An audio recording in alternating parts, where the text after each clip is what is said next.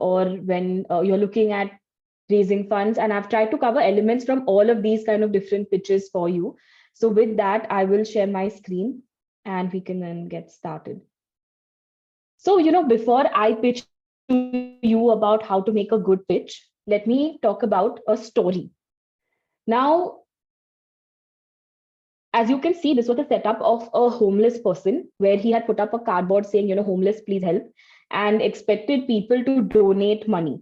And after that, there was an experiment that was conducted. And let's see what happened in that experiment.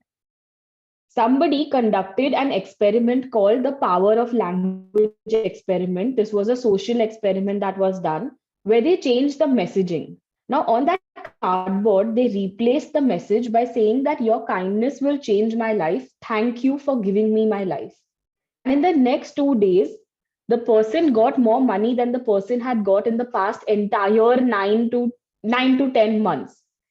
And that showed the power of words and the power of stories. So this then ended up becoming called as the Power of Language experiment, which actually said as to why storytelling is important and why the words we use actually become very, very important, no matter what we are, trying to message about. So this is just to let you know that why storytelling in a pitch or why pitching is actually important, because no matter what, it is stories that we relate to and it is stories that we buy into. Storytelling is the best marketing. Let me give you an example. Coca-Cola, it doesn't market a drink. It markets celebration, it markets friendships, it markets a fun times. And that is why people buy Coca-Cola. Although it is a soda bottle and it has nothing to do with friendships and having a good time, but the entire storytelling about Coca-Cola is that, and that's why it's one of the most successful marketing campaigns of all time, because of the power of the story they told in their advertisements. But why stories? The thing is that if you hear a story, you are 20 times more likely to remember a fact if it was wrapped in a story. For example, if I would have started this presentation and just told you that, okay, there was the Power of Language social experiment that was conducted and it shows the importance of storytelling, you probably wouldn't remember it. But the story about this homeless man and how the messaging was changed, now you'll remember the power of language, because what happens is our minds think in pictures and images and stories. Our minds don't think in text. So that is why storytelling is important in any pitch, whether it's a sales pitch, whether it's a marketing pitch, whether it's a pitch to your senior, it's a pitch to your daughter, whatever it may be, it's the story that people connect to and remember with. What happens is it evokes images and emotions in your mind. And what you feel when you hear those images and emotions is what makes you take the decision to go for something or to go ahead and bet on somebody. And there's actual evidence also on why stories are important. Your brain actually lights up when you hear stories. So there is certain neural activity that happens in your brain when you hear a story, when you hear a powerful pitch which has somebody's personal stories. What happens is your neurons light up in your brain and they fire and wire together. This means that that story then gets stuck in your mind, and that's what you remember. And what it makes you feel is actually what you remember about the person. And hence, the first and the most important element in any pitch is your story. Why should somebody listen to you, and what is your story? So, I'm going to stop here for a moment and I'm going to ask if anybody agrees, doesn't agree, or if anybody quickly wants to share how they have said their story or any story that they have heard in a presentation which has really stuck with them, saying that, yeah, I heard somebody saying this and I still remember it. Or any story that you have told anybody. Hi, this is Urjita. Um, Hi. not that I've shared the story or anything, but I'm a pediatrician, and this is what we usually tell the parents to do. So, if Okay. you want to inculcate a virtue or a habit to a child, you rather put it in a story form and then they'll pick it up from them. If you just tell Right. them to do it, they might not do it. But if you wrap it around a story, like you've mentioned, they'll definitely take up the message from that. Oh, thanks for sharing. Yes, So, yeah, I agree to your children and point. stories absolutely go together, applicable to adults as well. But anyone else, any story that they've heard in any presentation that they remember, or any story when somebody introduced themselves in this community and you really remember because of how they introduced themselves?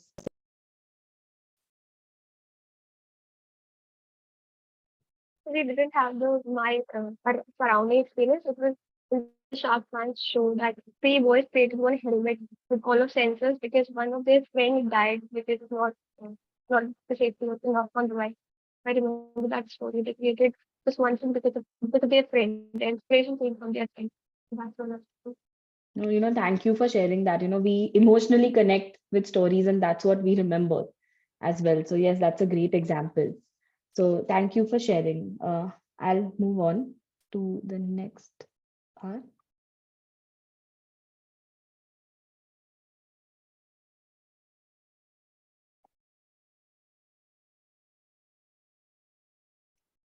Yeah. Okay.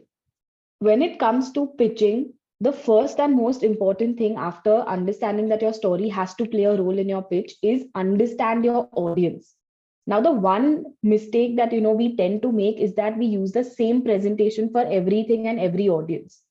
The thing is that doesn't work because, for example, if I'm talking to a set of lawyers, in my case, my story and presentation has to be totally different versus if I'm talking to, let's say, I'm talking to people who are not from the legal background, or let's say I'm talking to a set of investors, or I'm talking to my own people who work for me.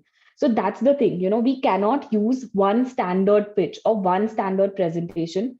The most important element is to understand who your audience is.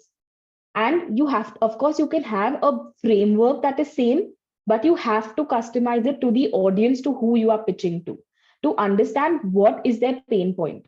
For example, if I'm talking to an investor, I understand that their pain point is to find companies that can give them good returns. So my story entirely has to be around why my company is the best company that they should bet on to give them good returns.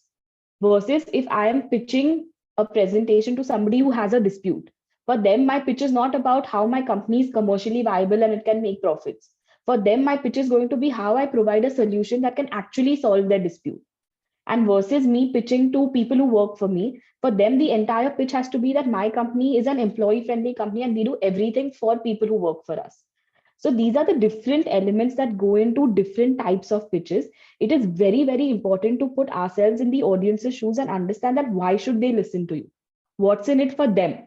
What are the pain points that they are going through?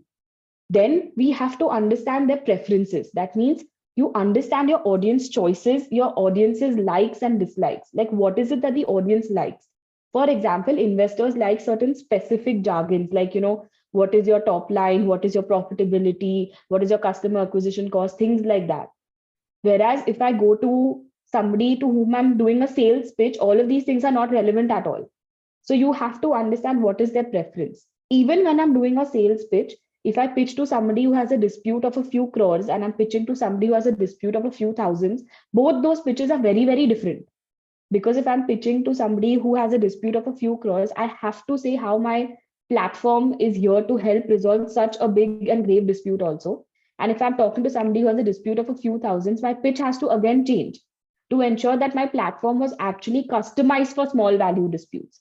So whoever you are pitching to, make them feel that the platform or your company was actually made for them only.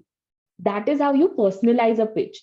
Like, each presentation that you make has to be personalized. Now, this doesn't mean that the whole day you only keep making pitches and you keep making different presentations. Of course, it does not mean that. It means that you have one standard, very big pitch, a presentation, and then you pick out relevant, slides that are applicable to that particular audience and customize it a bit every time. But always remember to customize it, even if the customization is just slight. For example, writing the name of the person to whom you're pitching. If they see that on the first screen, they'll know that you've taken extra effort to make this pitch only for them. Suddenly, they'll start listening to you with more engagement. So these small, small things, for example, if I'm in August, even if today was 1st August, if my presentation read July 23, it shows that I did not think it through to write the date to be August. I did not make it real time and I'm using a dated pitch. So make the audience feel important and comfortable by small, small nuances like that in your presentation. Always ensure the date is there. Always ensure that who you are presenting to, their name is there. All of these small, small things work on the subconscious mind of the somebody who's listening to you so that they feel that they are in this room and you have made what you have made only for them. That's when they'll be more likely to actually buy into what you have to offer. So this is the first element of when you start a presentation, the importance of understanding your audience. If any of you have any questions, just unmute yourselves and go ahead and ask. Otherwise, I'm going to move on. Okay. The next thing you do, now I know who my audience is. The next thing for me to do is define my objective. Take a moment to understand as to why am I making this pitch. There are 3 steps essentially. The first is WIFT, which means what's in it for them. That means somebody who's listening to me, what am I giving them? What is it that they like? What is it that they don't like? What are their pain points? And how will I solve their pain points via my presentation? That's the first thing you think of. The second thing you think of is WIIFY, which means what's in it for you? Why are you presenting to that audience? And the relevance of the audience has to be for you as well. So you have to understand what's in it for the audience and what's in it for you. What is it that you want from that audience? And then the third step is, okay, what would be the common desired outcome for the audience and you? And that's how you then start defining your objective. And whenever you define your objective of that presentation, to the best extent possible, be smart about it, which means that you ensure that your objective is very, very clear. Like, for example, if you are presenting to a group of college students, what do you want from them? What is the specific thing you want to target? Is it just to ensure that you get interns? Is it to ensure that they purchase what you're offering? So what is your desired outcome? Be as specific as you can about it. To the extent possible, you also measure it. You measure that how will you assess the effectiveness of your presentation at the end of it.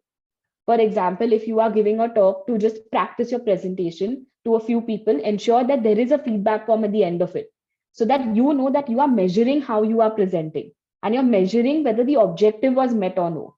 Or if there is, for example, a sales presentation, what is the next step? Is it getting converted for you or no? So ensure that you always take that extra effort to measure the outcome of your presentation. You also see what's achievable. So for example, if it's your first presentation, for somebody to commit to a 3-year plan that you're offering, you cannot expect that on the first day, somebody actually commits to a 3-year plan. So how can you make it achievable for you and them? For example, you give them a 1-month trial, or you give them some other benefits, or you give them something else. So how do you actually make it achievable? Because for somebody to commit to 3 years by listening to you for 3 minutes is very, very rare. But if you give them a stepwise plan on how there's not much they need to give up right now, and they can commit to things along the way based on their experience, they're more likely to commit to it. So your ask should be something that somebody can say yes to, and somebody doesn't have to think much to say yes to, which means that the first ask shouldn't be the biggest ask that you want from the audience. Give a small ask. So for example, if it's your first presentation, the ask is, okay, can I please book your time next week for a demo to explain to you a little more in detail? That is how you make it achievable, because it's more likely for somebody to say yes to a demo than for somebody to say, yes, I'm purchasing your product.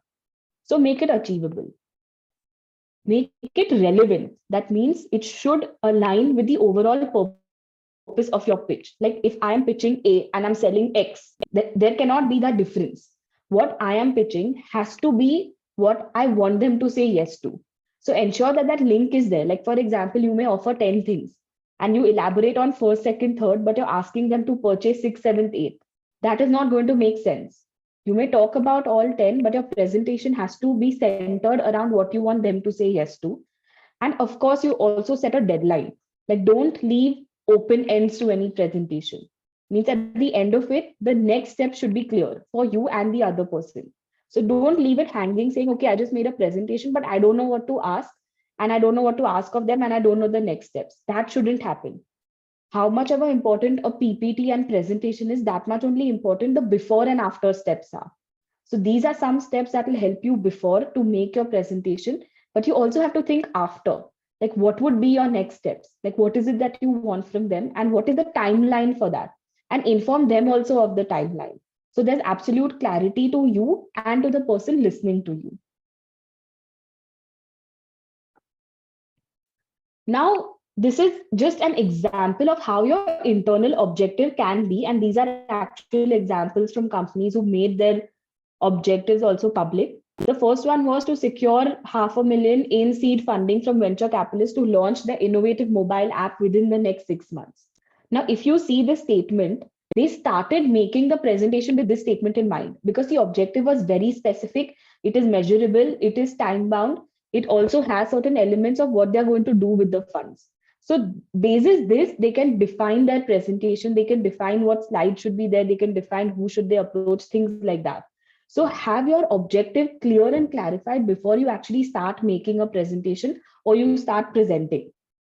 The next one was to gain approval from the management team to initiate new project that aims to increase operational efficiency by 20% within the next fiscal year. Now, this was for a presentation that our team was making to the board. But they also had a clear objective in mind that they want the approval for a particular project and what is the outcome that they will guarantee the management. When your objectives are clear, you will ensure that your slides actually have each of these elements and they also have a call to action. That means they know that what is it that they want as the next steps. So that is very, very important to bear in mind. Few other ones to persuade potential clients to sign up for our premium subscription service, aiming for a conversion rate of at least 25% during the quarter. Now, this is for a sales presentation where you clearly know that you want your client to sign up for a premium subscription, which means that your presentation should highlight the difference between a free and a premium model because that's what you want them to commit to. So, when your objective starts becoming clear, you know what elements to add and what to focus on. Another last example is to rally support from the team members for implementation of a new employee wellness program, aiming for at least 80% participation in 3 months. Now, this was a presentation that the management was making to its employees. But the objective again is very, very clear. All you want is for them to sign up for a new program. So you know that this is your objective. You know you want 80% participation, and then your presentation will highlight the benefits of what you're offering and what is the benefit of signing up at an early stage. So when you have your objectives which are smart, it will help you design your presentation accordingly.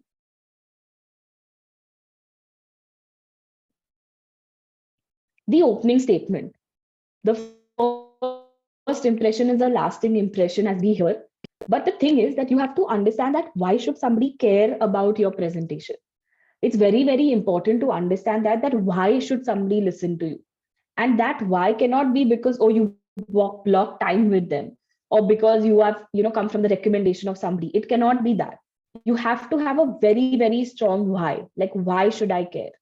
So, for example, in our case, our opening statement is that if you were to go to court today in 2023 and file a case, you may expect a resolution in the year 2036, that too, if you're lucky. That is why you should care about what I have to say, because you know that this is a problem and this problem can very well happen to you if you have a legal dispute. So how can you make your opening statement? It can either be an intriguing fact like the one that I said. It can be any surprising statistic. It can be a thought provoking question that, oh, did you even think about this? Or it can be a quote about the work that you're trying to do. If at all your presentation has the element of humor, it can probably be a humorous opening statement also, but that is a slippery slope. So you need to ensure that it matches with the seriousness of what you are offering. So this is what your opening statement has to be like, which immediately catches somebody's attention, knowing that, yes, this is somebody I should be probably listening to. Even if I'm not facing the problem, I should listen to what they have to say. So with this, I'm going to take a break and ask if anybody wants to share any opening powerful statement that they have heard, or the opening statement that they think they would want to talk about the work that you're doing.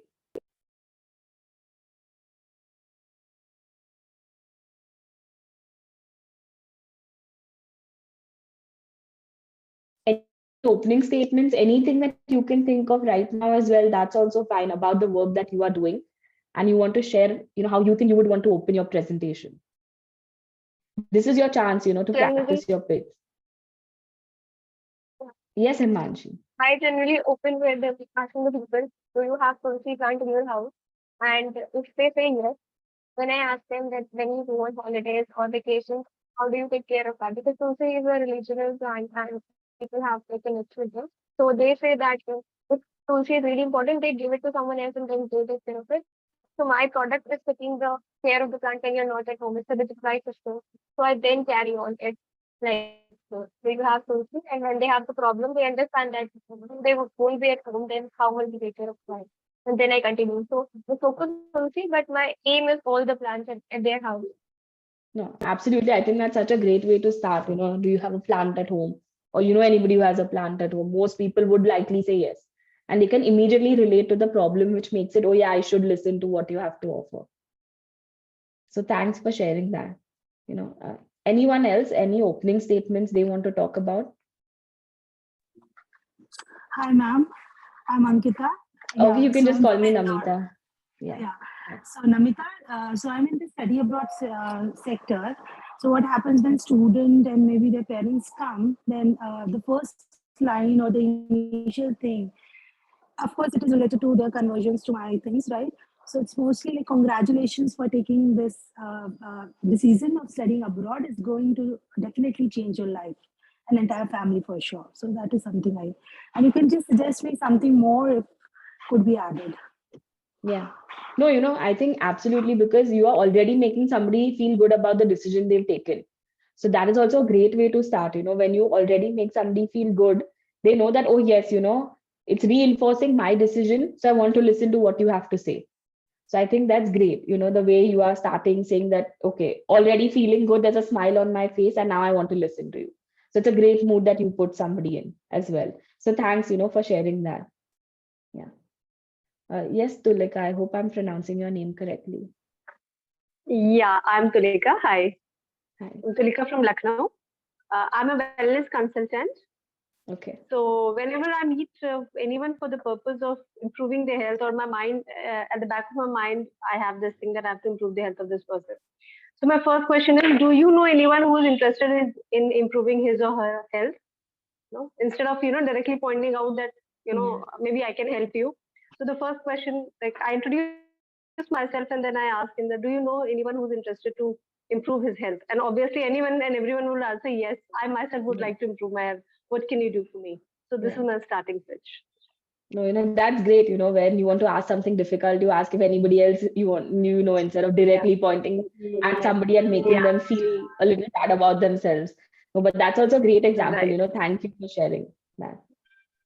Yeah. Yes, Ankita. Hi, so I'm Ankita and I have a farm in the name of Active Move Farm. So generally I begin with, do you know more, 2 out of 3 people are having adulterated milk and they are unaware about it. To focus upon the problem in the society that is spreading so vividly regarding the adulteration. So I begin my statement that, so is this statement too scary or, making people waive off milk products? No, so, I think that's a great start to give, because you're saying that your solution actually can reverse the number. I mean, so you're saying that at the end of it, you can again link your presentation to saying that, with your solution, that 2 out of 3 can go down to almost 0 out of 3 for safe milk for everybody, instead of having to say that they need to turn vegan or something like that. But again, any stat like this immediately catches attention. So why not give it if that's true? But of course, then design your pitch to saying that you can change that stat. Right. Yeah. I feel that the pitch is so scary that my people say, no, now we are going off milk products. We've converted vegan. But that's the thing, your presentation has to highlight that when you take milk away, how it hampers growth, especially in children. Or, I mean, I'm not sure of the technical, aspects, but that's how then you bring it out. Saying that, having healthy milk is always better than actually turning vegan, something like that. And back it up with statistics that say how milk, especially in certain, dietary brackets like vegetarianism is important or something like that. And at the end of it, connect to your first statement. So in my pitch, I do bring it down to them that why they can trust me, my farm, because we have our own farm. We are dairy consultants. So it's like, okay, we are someone who's approachable, someone with a lot of expertise. Correct. So try to, bring it down there. No, so, and you have to be confident saying that, yeah, this is it. But at the end of it, link it. Saying that you've tried this in a community or something like that, where the adulteration ratio has become next to negligible because of your solution. So this is the pitch that we do for customers generally. Now, when we are doing a, sales pitch, the investment pitch. So that time also, can we start like this? Of course. See, because this is a problem that anybody can relate to. And then it's about how powerfully you explain your solution and say that you're going to change this. All right. And that milk is never going to remove, never going to be removed from diet. Yeah. So your solution is always going to be here to stay. All right. Thank you. Thanks for sharing. Yeah. Hi, can I say? Sure. Yeah.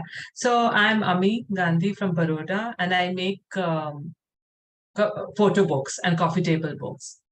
Okay. So my niche is very unique, and I really have to educate people to print their photos, to sort them. And it gets very difficult to explain. So in the end, I think I just say that, it's really nice that you will do it for yourself. But how do I get them interested? What should be my opening statement? So, I maybe one of the ways to address this can be that nothing can replicate touch and feel. So, you can say that you grew up at a time where you saw photos, but you also touched them. Today, photos are only a screen.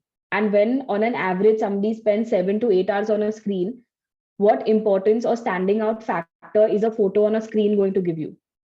Versus when your family visits you and they can see, touch, and feel and relive memories that are captured there, which is especially relevant in today's day and age.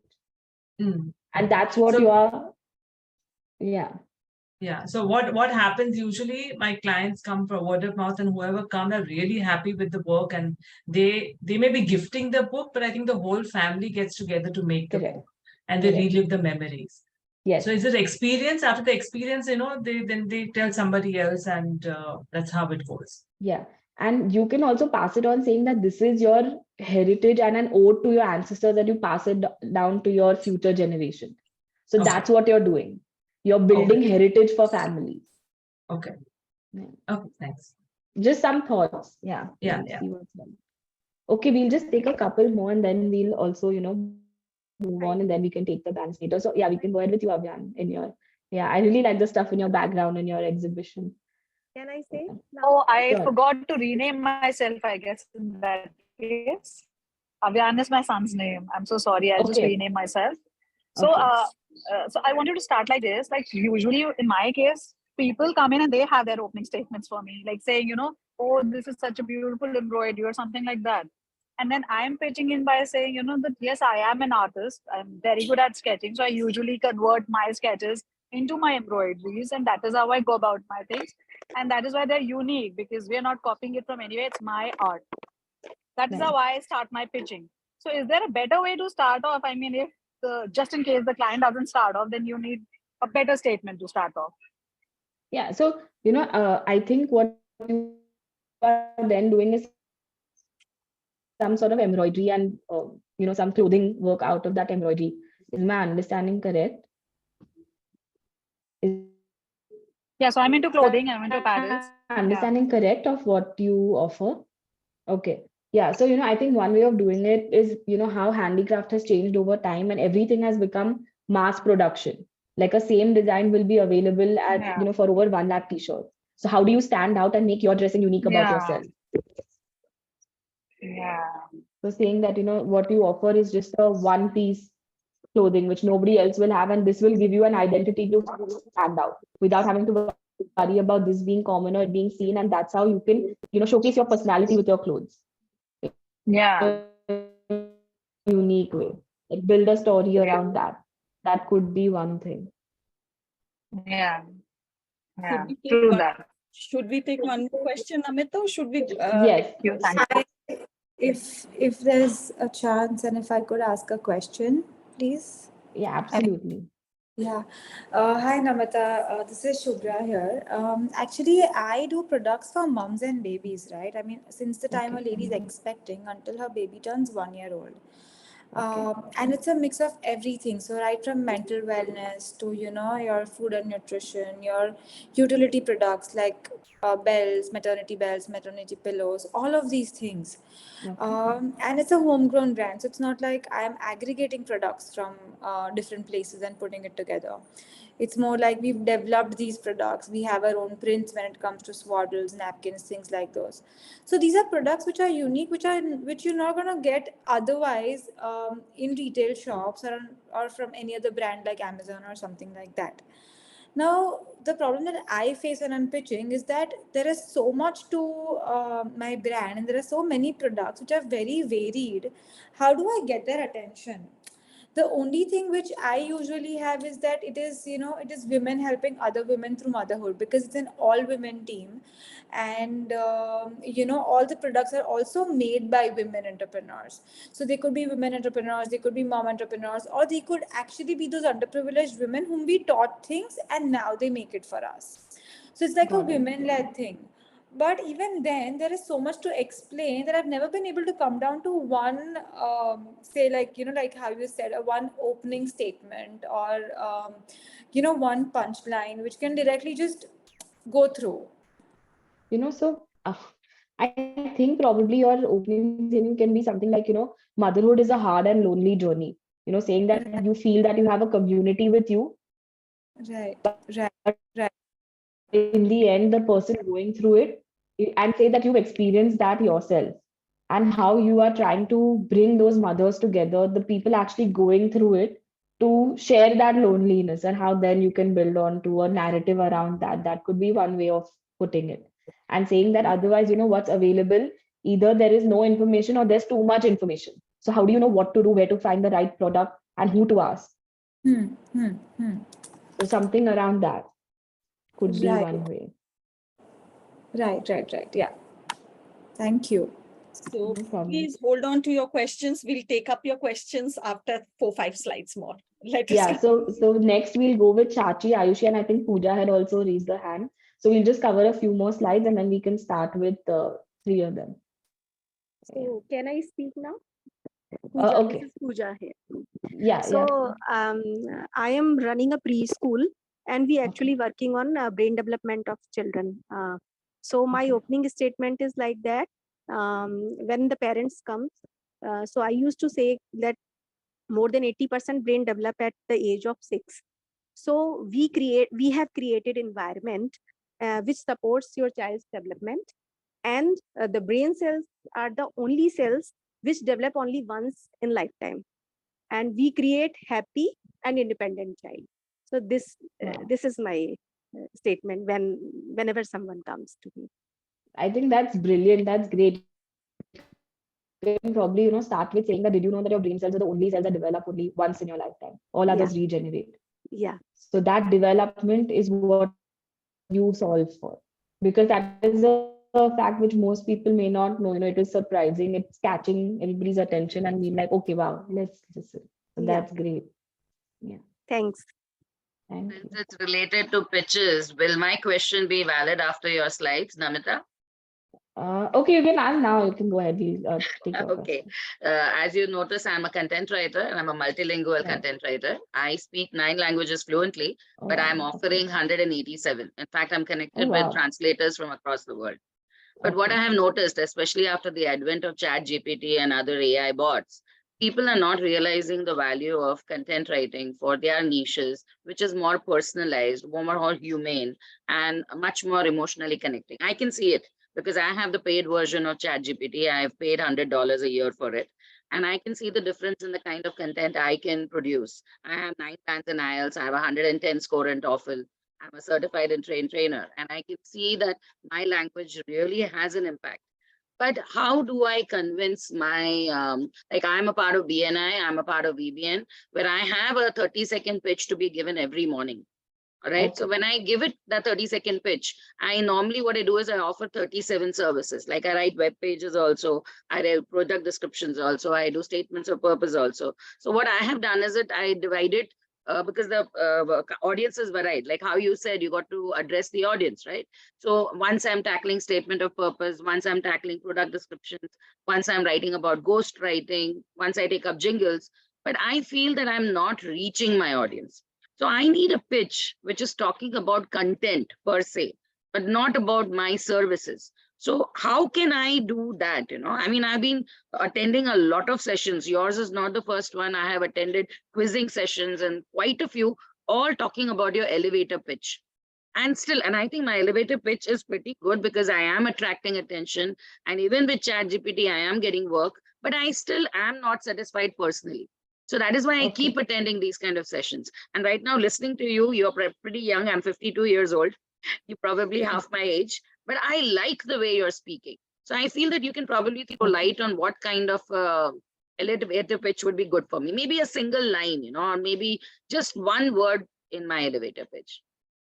Okay. So, firstly, kudos to everything that you're doing. And I do completely agree with you saying that no technology can replace humans. But how about if you're specifically looking at BNI or an audience like that, why don't you actually pick up a particular company from there or BNI itself, read the vision of BNI, Okay.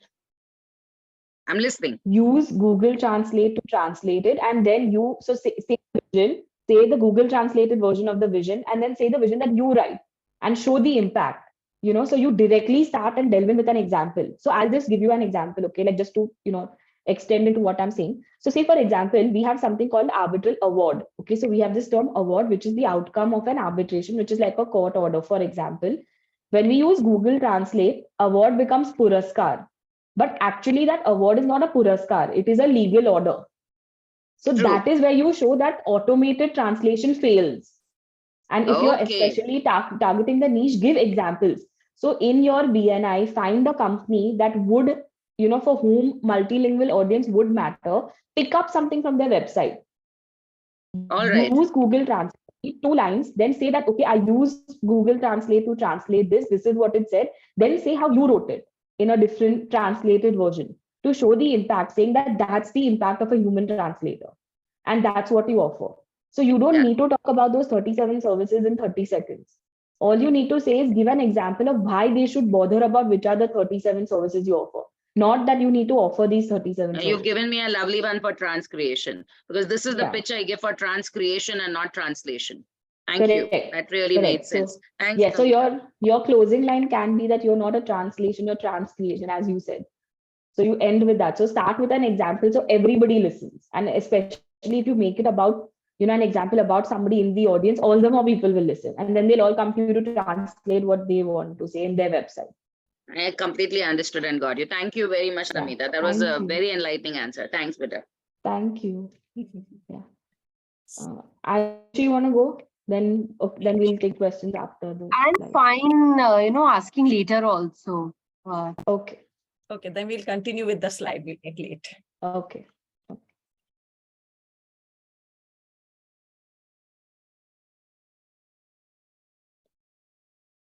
Okay. Coming to telling your story, the first thing is create a narrative that actually resonates with the audience. Like, why are you the best person to solve their pain point? Like, why should they need what you are selling?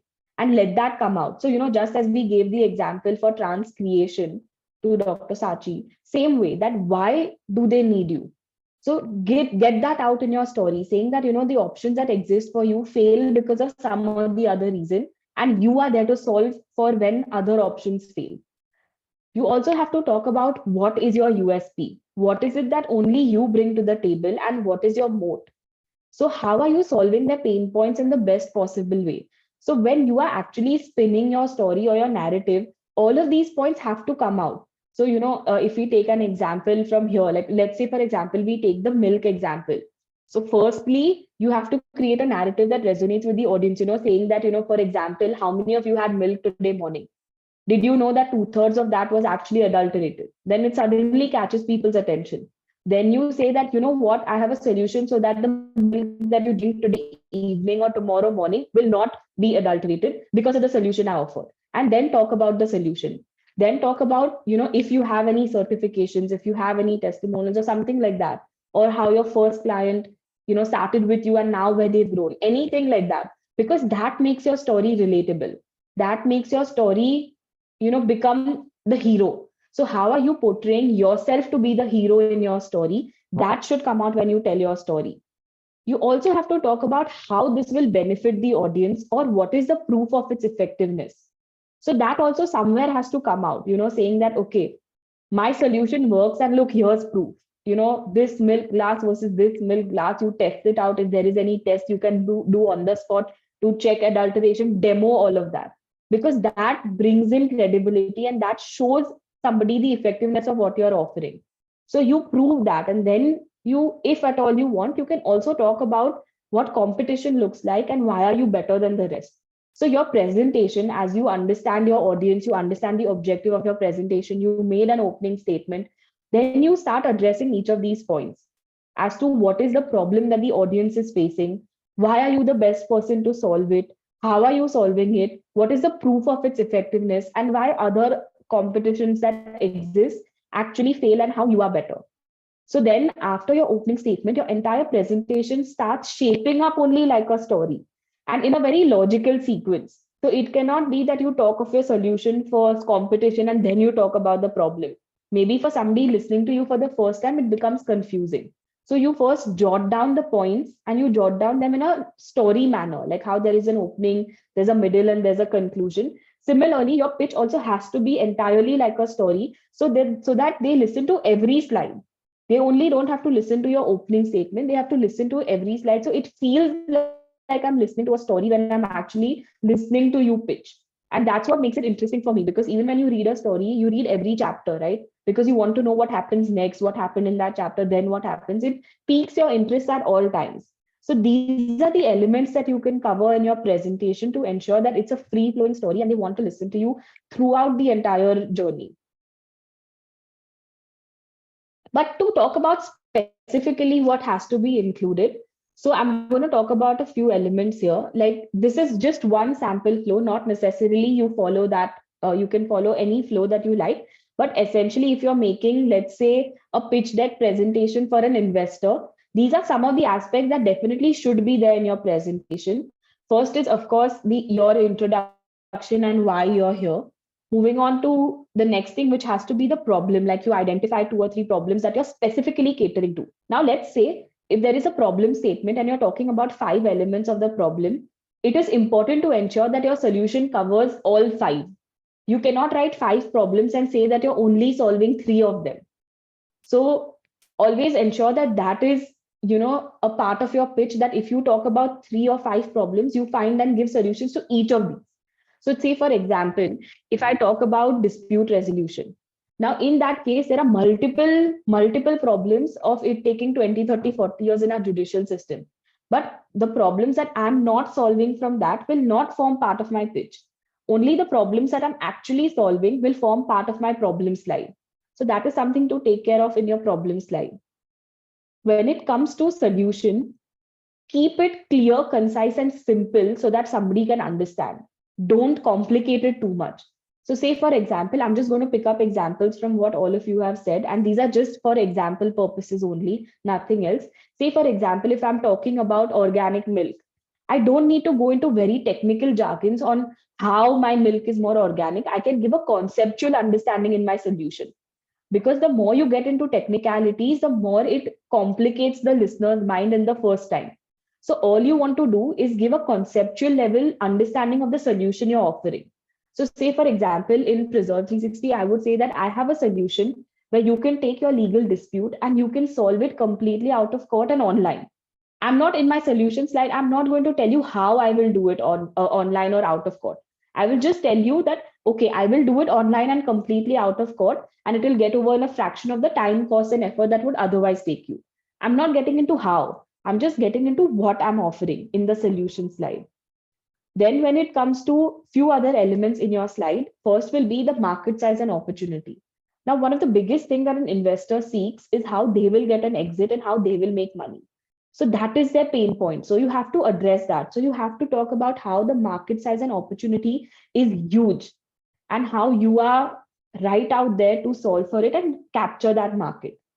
You can then get into your product. So in the product, I will then talk about, okay, you know what, these are ways in which I will use these kind of mechanisms online to help you resolve your dispute out of court. Here, I will touch upon the mechanisms I use, the how I actually solve for what I'm saying. Then, of course, proof is in the pudding. So wherever you have traction, please always mention that, because that is something that everybody loves, saying that, yes, what you are saying is validated. That validation is important. Team, one of the most important things in a presentation, because everybody is actually betting on the team and they're betting on you as founders. So highlight why you are the right person to actually solve that, and your core team members and what skill sets they bring to the table. Because at an early stage, not necessarily we have too many assets and things like that. So if you're asking somebody to invest in you, they're investing in you and your vision more than on anything else. So that is why team becomes very, very important.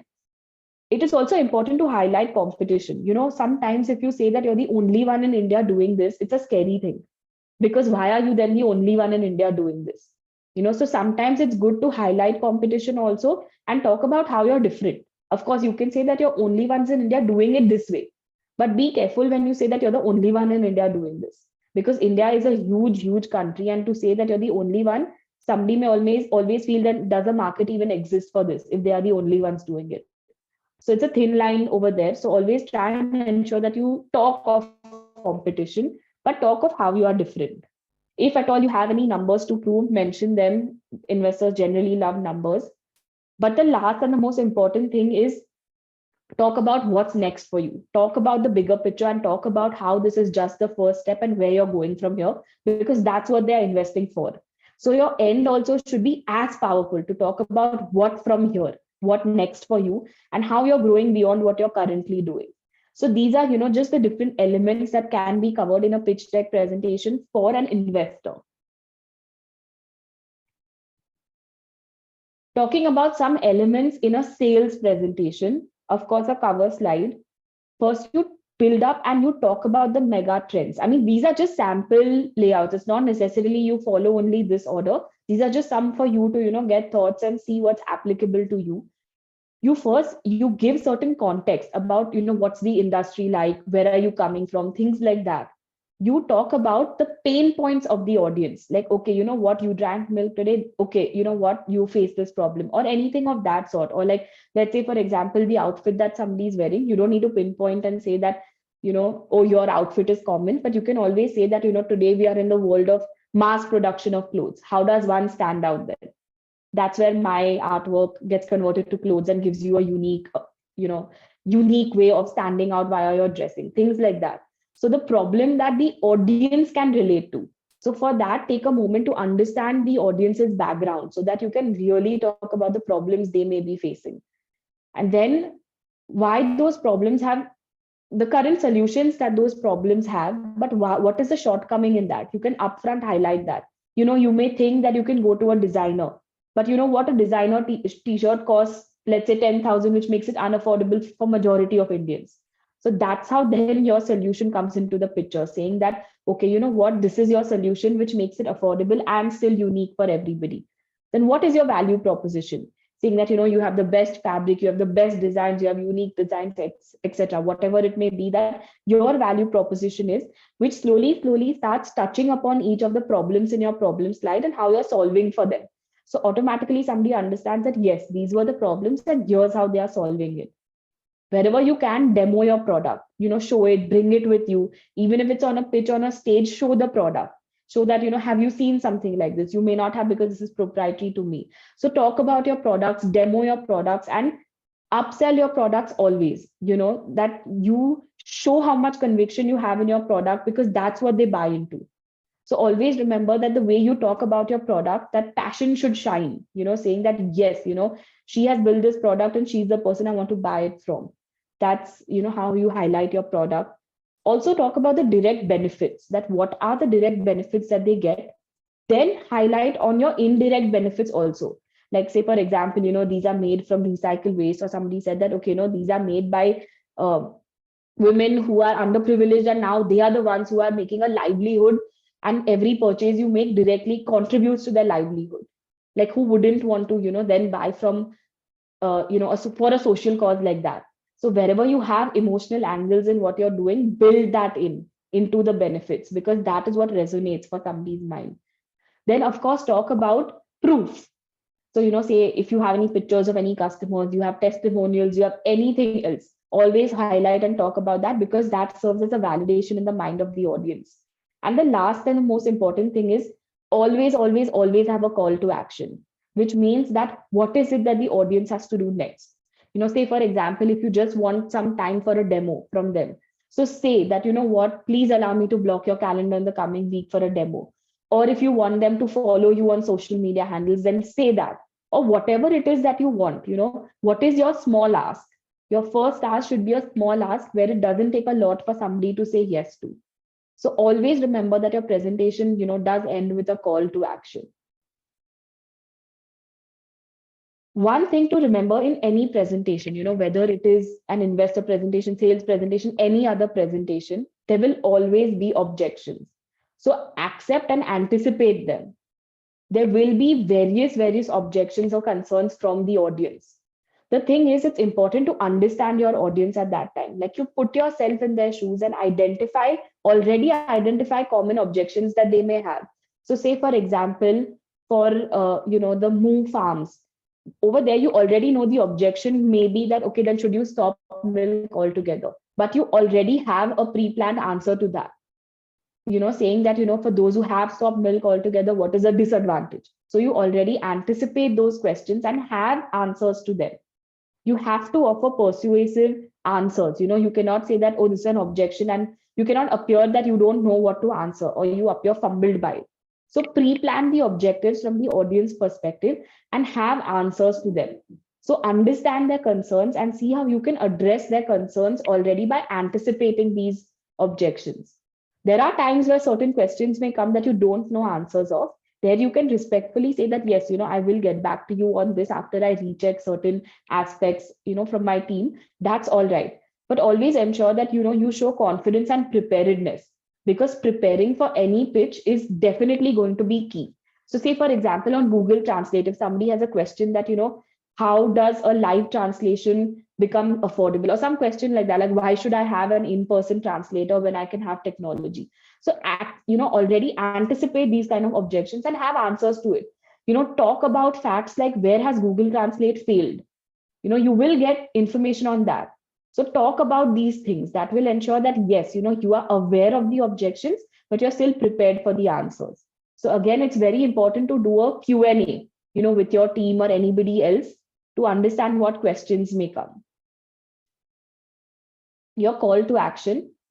Clearly state what action you want the audience to take after the pitch, and use strong and compelling language to motivate that action. You can also include certain contact information or next steps for those who are interested. But here, your closing statement should really resonate in somebody's minds.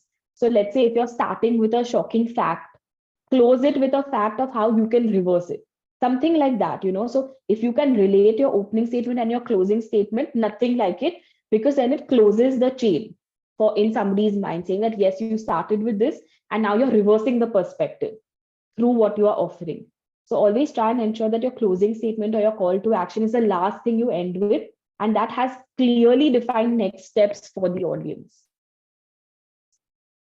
Certain do's and don'ts, where what you do and what you don't in any presentation. You, of course, tell an exciting story about your journey, because get people excited as to why you and why they should listen to you. Another thing to bear in mind is only one idea per slide. If you talk about 10 different things in one slide, it is very difficult for somebody to keep on following what you have to say. So use more slides if you want, but one idea per slide. Your opening statement. Create a great first impression on why somebody should bother listening to you. That is important. Then, when you're introducing your team, it is very important to list their accomplishments. So don't just say your name or what you do. Also say that, okay, you've got educational background in this, or you have so many years of experience in this, or something like that, and say that for each of your team members, because it's the team that somebody's betting on. Then you keep the look of the presentation consistent. Like, you cannot have 5 different fonts on different slides. So these are just smaller nuances, but always ensure that they are in order, that every single heading in your presentation should be the same font and same size. Every single text on your presentation should be the same font and same size, so that your presentation looks like one presentation and doesn't look like you picked up slides from different presentations and just put it together. So ensure that you follow that. Another thing, know your data in and out. I've often seen presentations where many people don't even know what's written in their presentation, or they forgot it. That can never happen. You should know your presentation, even if you have to make the presentation without the PPT. That's how much in depth you need to know your presentation. Then keep the language simple. What often happens is, sometimes what we are offering is so technical that we try and get into technicalities. but that's not meant for the audience. The audience, it's a concept that you want to say. The technicalities can and will come later. So keep that in mind. Some things to not do. Don't use too many bullet points. I've seen presentations where one slide has 20, 30 bullet points. It's too much information and there's too much you're trying to say. You don't need to say so much. So just about 4 to 5 bullet points are good enough. Don't make the deck too long because nobody wants to sit through a presentation that is never ending. So at max, they say a standard practice is about 18 to 19 slides at max. Another thing, what you are going to say in your presentation, don't write it down and don't just read it on stage, because I've seen that happen as well. You cannot make it, your presentation is a PPT, it's not a script. So you cannot write full sentences and things like that. And I particularly in the previous slide and one more slide in the when we go forward, wrote full sentences on one side and bullet points on the other side, just to show you the difference. That you cannot write full sentences how I wrote in this presentation in one of the slides earlier, just to show you that that's not how a presentation should be. It should just be bullet points, not your script. You can always say that when you are presenting. Don't enter unprepared. There's no excuse for not preparing for a presentation. I mean, can you imagine if I just came here and I had this presentation, but I didn't know what to say, and I was just trying to read something off of the slides, then it wouldn't be as effective. So that is again a very important aspect to ensure that always be prepared for what you're going to present about. Then don't make any text so small that somebody just can't read, because even if you are talking, somebody is so focused on trying to read what's on the screen that they will not even bother listening to you. So make it very reader friendly, your entire presentation, and do not use technical jargon because it just loses the attention of somebody. If I don't understand what you're saying, I'm not even going to bother listening to what you have to say, just because I didn't understand what you're saying, even if it is relevant to me. So don't use technical jargon. These are just some overall do's and don'ts. Now here, this is what I mean by how your slide should not be. I have just written this down here like this to demo to you of how a presentation would look if all my slides had so much text. So this is how your presentation should not be. I've purposely written it just to prove a point that this is not how it should be. There should essentially only be the 3 bullet points that you see on the left and 3 words against each point. But I've written this just for you to understand how difficult it is for somebody to listen to what somebody has to say when there's so much text on the screen. But we'll go through the text because again, this is relevant, that what is the difference between an emailed presentation and a presentation where you are going to speak and present. There is a lot of difference between the two, and it is very important to have 2 different presentations, one that you're going to be emailing and one that you're actually going to be speaking on. So I've highlighted some differences. We'll go through them. First, when it comes to email, understand that it is asynchronous communication, which means that somebody has to read it to understand what you're going to say. So in that case, it should be self-explanatory because you cannot just write pointers. So for example, in the slide where I wrote what's in it for them and what's in it for you, if I would mail you the presentation with just the words WIIFU and WIIFT, you are never going to understand what I'm trying to say. But that was okay right now because I was presenting to you and I was going to tell you what the full form was. So understand that wherever you're using short forms or something like that, they are explained because somebody is going to read it by themselves. Also, the presentation should make sense without a narration going on for the presentation. So what you can do is somebody who is not related to your presentation, ask them to read it. If you're going to be emailing a presentation, and ask what they understood out of it. If they understood what you're trying to say, then it's good to go. If they don't understand what you're trying to say, then you need to make it more self-explanatory. What you can do in a presentation to ensure that there's not too much text, you can have a brief presentation with summary writings, and you can have a detailed explanation as a side note, where then you explain what you want to say, but still then there's not too much text on the slides. That is another way to email a presentation. Now here, generally in an emailed presentation, text will be much more than when you are actually presenting. But even in an emailed presentation, always ensure that your call to action is clearly mentioned in the body of your email and in the PPT as well at both places, so that the reader knows what they have to do next. When it comes to when you're actually presenting, it's a real-time interaction. So what happens is you can actually understand the pace at which the audience is understanding. You can modify a few things, and it's the verbal communication that you want to highlight upon. That is why your presentation, your pitch deck should be visually engaging, but it should not have too much text. Just like imagine all the slides in this presentation having so much text, it's just going to be a hodgepodge. So that is not how your pitched presentation should be. Here, your entire emphasis is on storytelling and persuasive skills and creating an emotional connect with the audience. So that is what you have to highlight upon. A pitched presentation can have fewer slides because you leave in time for Q&A. So say, for example, when I stopped my screen share and started talking to everybody, that is what is important in a pitched presentation. Also, here the flow should be dynamic and well rehearsed. It cannot be that you don't know what's coming up next and you're waiting to read the slide and then talk about it. That shouldn't happen. Now, here, just also remember that there have to be certain visual cues as well for the person to understand what you're saying. So wherever you can, add pictures, add testimonials, things like that, which give visual cues to people. And also, the most important thing in a pitch presentation is your enthusiasm, your body language, and the voice with which you talk. Now, if I would be giving this presentation, sleepy and yawning and being, with, looking messy and things like that, you probably would have got bored already. So that's the thing about a pitched presentation where the PPT is not that important, you are important. But when you're emailing a presentation, it is a presentation that is important because you're not going to be able to talk about it. So even if you are presenting to somebody who you are going to be sending an email to, both those presentations have to be different. The emailed presentation has to be more self-explanatory.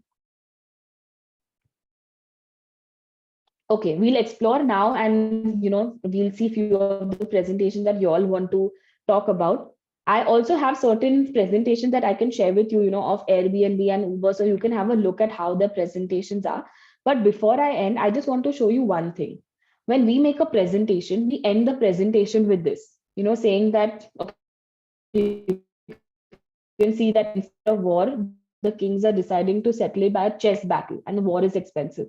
So this is a pictorial representation of what we are doing at Prisol, where we are saying that war is expensive, litigation is expensive, use Prisol. So this is what visual cues mean, because everybody can immediately relate to what this image is trying to say and understand what we are trying to offer with Prisol 360 and end with a slight smile on somebody's face. So this is the meaning of, ending it well. I have a call to action and then I'm also ending it with something that will stay in people's minds. So at least it will make them just smile for a moment. So with this, I'm going to conclude my presentation and stop my screen share, and then we can get into some more discussions and anything that you want to clarify, anything you agree with or don't agree with. But we'll start with Ayushi. Yeah, thank you, Namita. So my question was more related to the first half that we discussed about. So I have a brand named Astrid. So we have a it's a plant-based skincare brand. And we often introduce ourselves as like our products are cruelty-free, plant-based, and paraben and sulfate-free. I have often seen that a lot of people don't understand what are parabens and sulfate. But just try to sound little different and more intelligent, and I introduce that. So what are the ways, like how can we introduce ourselves first just to sound different from other plant-based skincare brands and also the chemical-based ones? So like here, I understand the easier pitch would be that people, there are a lot of skincare which have a lot of preservatives or very harsh chemicals that destroy your natural skin barrier and all. That thing would be the natural thing, but how to differentiate from other plant-based skincare brands? Yeah. Sure. So see, I'll put it this way, that if I were in your position, what I would do, especially if I'm presenting, I would show one slide that would have a picture of somebody putting chemical-based makeup or skincare, and just next to that, a picture of somebody's skin who's damaged with that makeup and skincare, to show that if you use chemical-based products, this is your before and after, saying how it's harmful for the skin. The next slide for me would be a before with makeup of certain plant-based things, but the shortcomings. I mean, in the sense, a picture of somebody's skin damage, but lesser damage than chemical-based makeup. And the third presentation would be somebody using your products and after the skin actually glowing. Something like that, to make a point, saying that the existing options, there are two options, If you use chemical-based stuff, this is what's going to happen over time to your skin. If you use the existing plant-based, what still are the ingredients that they use that will cause damage? And here is what you are offering and how this actually reverse ages the skin. Of course, you need to have like, proof or backing for all of that, but I would do it like that. And that's how I would differentiate, saying that we don't only maintain the skin, we actually reverse age it. And we've seen that with our products. Sure, sure. And what could be the starting like introductory liner, if you could say it? In-person meeting? In an in-person meeting, just talk about how every single thing that somebody uses from the time they wake up till they reach that meeting had chemicals. So say, when you wake up, for example, if there is toothpaste that you're offering, then you say that, right from the time you brush, or you use the face wash, or you use the shampoo, or you use the deo, or you use XYZ. Did you know that you consumed so much of paraben, so much of chemical, and so much of this? So that would immediately take somebody's attention, saying that, oh, my skin has already absorbed so much toxin till the time I only reach this meeting. Oh, got it. So we have a foaming face wash as one of our best sellers. So, I could, immediate thing that I could think of is that, an average person washes face twice or thrice a day, and you're starting your, day with something which is, a chemical. So this is or you can even say that, I'm sure we all use a face wash or a face soap, but did you know that every time the face wash is used, it actually, makes your skin absorb toxins? Correct. Which means that today, if we washed our face, or this week, if we washed our face, let's say 14 times, we've already absorbed XYZ grams of chemical into our skin, which cause aging by so and so days already. Imagine doing this year on year, every single day of your life. Correct. Thank you, Namita. Yeah. Thanks, Ayushni. Yeah, Niyati. Hi, this is Niyati. So I'm also in the process of having a play school, and we've started from 16 months. So what I do for pitching is, of course, there are reels and on the gram and everything. I give them a trial class. So experiential learning is what, one trial class for a baby and a mom, one trial class for their toddler. And that has really worked well for me because they see how happy their kids are and then they want to send them. Because for me, if I keep on talking about it and my curriculum and also in that few hour, like 1 hour or 40 minutes, I show them the glimpse of how do we do the curriculum, how do we do the play time, how do we do a snack time, how do we do a circle time, and that has really worked well as of now for me. I thought I would like to share that. No, absolutely. If you can offer something free to which nobody can say no to, that's the best way of getting yes from someone, the first yes. So you get an incremental yes from somebody. So that's and then thing. there's a day every 2-3 months, and I fix it like a Saturday morning. Most of the moms are free that way, so then they come and they do this, and that's how the whole conversion into admissions happen for us. Got it. That's the way they see the campus. Yeah, you can also say, say, for example, 9 out of 10 kids cry before going to play school every day. But in your case, 1 out of 10 cries or something like that. If at all you have any statistics around it. So try. I offer a parent-toddler program for four months, which is 35, 36 sessions, and then the kids come alone. So they've been already coming 2 days a week in the evening alone, and then they come all days a week alone. So the process and the settling phase is nice, but the trial house and the open house has made a lot of difference in the conversion of admission. So, wherever possible, actually, this is a great input for everybody. Wherever possible, take some surveys from your existing users. Any survey, like for example, in your case, you can take a survey of did your child cry today before coming? So you have some evidence saying that, look, here people don't cry, or something like that. Or let's say, some evidence on, let's say, milk. So if somebody's health has improved, or, somebody who was lactose intolerant and tried the milk and actually now is not, and one doesn't react badly to that milk, get that testimonial. So in whichever form, you can ask certain unique questions to your users who are open and willing to give you testimonials and surveys, start building that bank. So that will always help you, as well. Yeah. Yeah. Thank you so much. It was a very nice insightful section. Thanks, Neha. Thank you so much. Yeah. Himanshi, you want to say something? Yeah, I wanted to ask what is the amount of graphics or what is the amount of colors for picture or in pitch deck?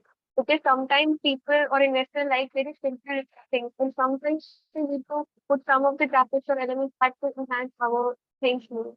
So what is that? See, that's a great question, but I think that's very dependent on each brand and what you stand for. So just to give you an example, if I'm into dispute resolution, I cannot make it very colorful and bright because it has to be serious because of what I'm offering. There can be some colors, but it cannot be overly colorful versus somebody who's trying to offer a playful experience. If their presentation is dull and doesn't have colors like my presentation, who will believe that they will be able to spread creativity? So it really depends on what you're offering also and what your brand stands for. So, I mean, in the sense, like, if your brand has scope for color, and for demonstrating that, go ahead and do it. But not all what they offer is only different, right? So not all brands can have a standardized template, so to say.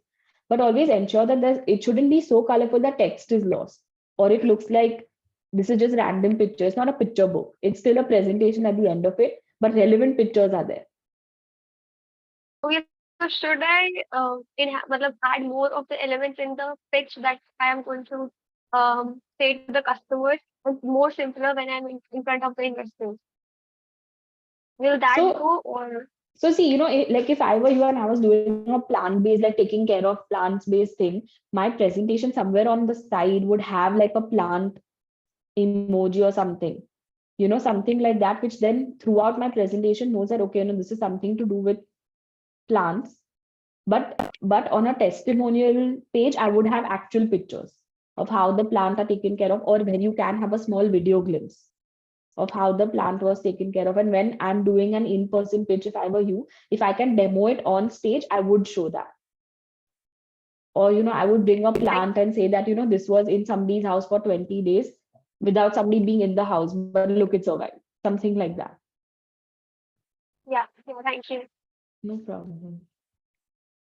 Yeah. Anybody else has any questions? Any questions, guys?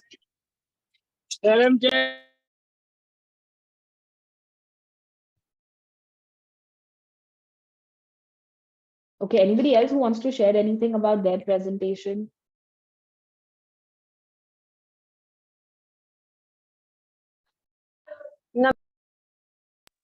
Namita Tulika here. Yes. Do you give customized solutions? Suppose I want to reach you out after the session. Oh yeah, absolutely. I mean, you can always reach out to me. More than happy to add value or help in any way that I can. I think Right, Madhulika has, separate. for sure. I think you have my coordinates.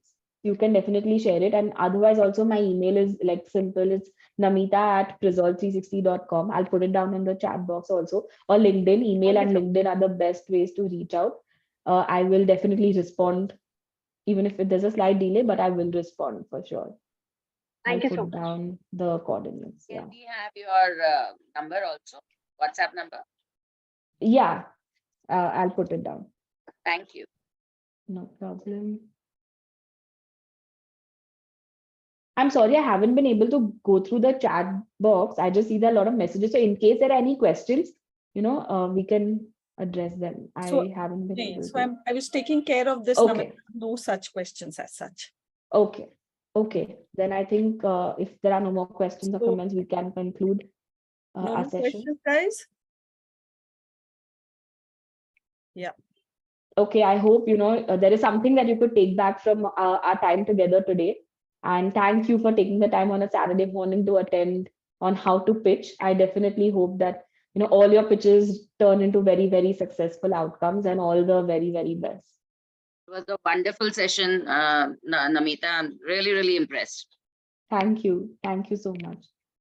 Thank you so much, Namita. Namita, you are on LinkedIn with which name? Namita Shah. Yeah.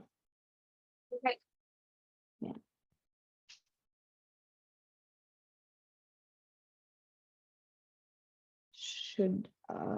I'll try and get the link for LinkedIn also. And Namita, please do send us your the PPT presentation so that Yeah.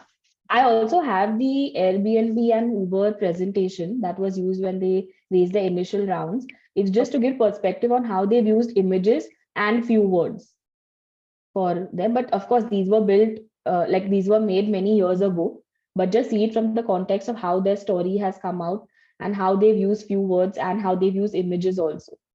And these were the actual presentations that were used. So do send it over to me and I'll Yes. get Yes. And I'm also just trying to get the LinkedIn link also. Yeah. So they're saying that kindly share Airbnb and other case study also as example. Yes, I have those presentations. I'll email it with my presentation. Perfect, Yes. perfect.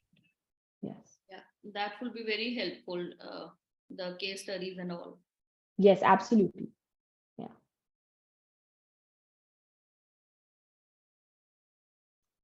Okay.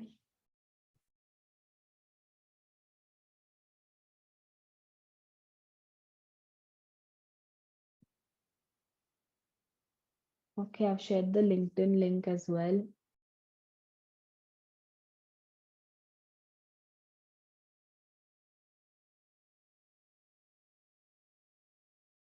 Okay, then we'll conclude the session for today. Thank you. Thank you so much, Namita. It was such Thank a you. beautiful and enlightening session.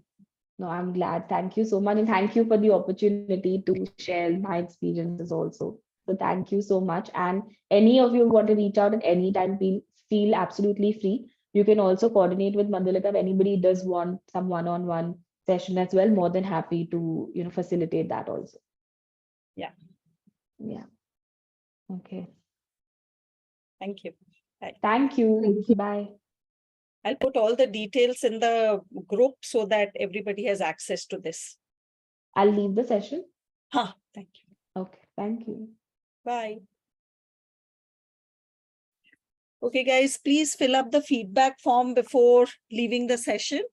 And the details, I will put it in the chat box in our WhatsApp group so that it becomes easier for you to access the details and everything. And our next session is a very important session on GTM and competitor analysis. So I would request everyone to join in, as that will again be a very helpful and an insightful session. And as soon as you start finishing up the feedback form, you can start leaving.